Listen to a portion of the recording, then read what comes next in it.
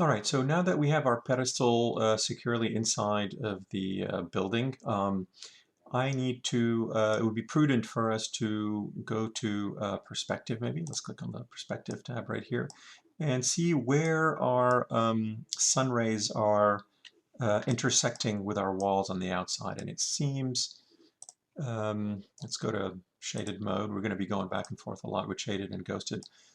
So right now with the where it's placed on the floor, it's hitting that wall here, so I'm going to put a window here. That works well. And it seems to me putting a window here is going to be very fussy. I don't want to put a window where I have too many edges returning onto each other. This one here for the summer solstice works quite fine actually, and it seems like it's a good, nice spot for it. It's central, it's facing perfectly up. But it seems to me that I need to move this slightly backwards maybe so I can avoid the penetration of too many walls, right? Okay. Actually, I just had a thought here. It's going to be too complicated in this box to not penetrate edges like this, but I'm going to try to use these indentations, these subtractions that were made right here to actually have my windows sitting in them perhaps and make my solar windows right in these areas. But because the sun rays are already facing south, let's go to right view, well, kind of a right view. Anything on this side of the red line is facing south. We're north of the equator. The sun is coming this way. So I'm not going to turn my sun rays. What I'm going to do instead is turn my box. So I'm going to just cross-select my box. I'm going to click on my gumball blue curve. Let's try that one more time. And click 90 degrees. There we go. And yeah, the box turned, and now actually I can maybe place my windows in this area. Let's see how that works. Okay, I'm going to go to shaded mode real quickly again.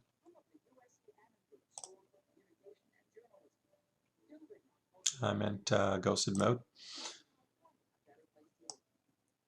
Okay, so let's move this guy forward. I think if we can move it a little bit forward, do this in top view maybe.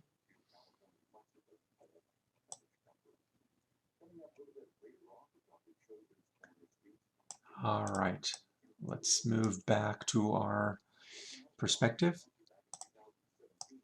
Am I clearing a bump in the negative subtraction here? Yes, I am. Am I clearing it here? Yes, I am. And I have a nice clean one in the hole up here. Let's look at it again in our shaded mode. Yeah, it looks like here our penetrations would be kind of well placed. I'm going to move this maybe 6 inches this way. There we go, and it looks like a little more centered in that area.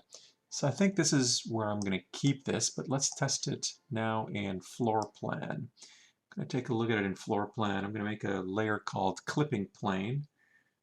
If you haven't learned the clipping plane yet, please check again our 121 course material, and it shows you how to use a clipping plane. Right. So I'm going to pause the video and make one real quickly here. Alright, so I just made a clipping plane layer, made it black. Now command line clipping plane.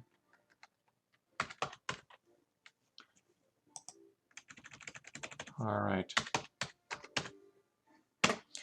And let's make a vertical clipping plane so we can look at what we got in our floor plan. Alright, so it looks like this guy is sitting not exactly in the center of the room, but to a certain degree, I don't think that you want this guy to be in the center of the room exactly. My suspicion is that we're going to enter from a door somewhere here and a door somewhere here.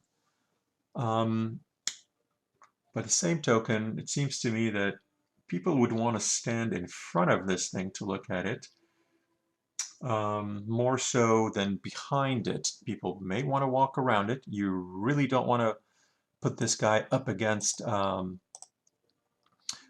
wall. Like, never make sure that it's so close to a wall like this. Actually, let's go to top view here. I can describe this better. And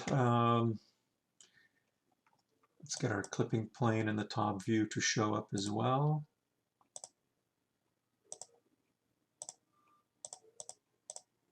Okay, so this would be a little bit too awkward, right? You want to make sure you don't want it to be so close to a wall or a bench. You don't want it to be so close to another wall like so. The whole purpose of this project is one room. And so when you make one room, don't act like you don't have space. You're the designer, you're in charge of this thing. And let's get it back to a place that, seems that it works for it. Okay. All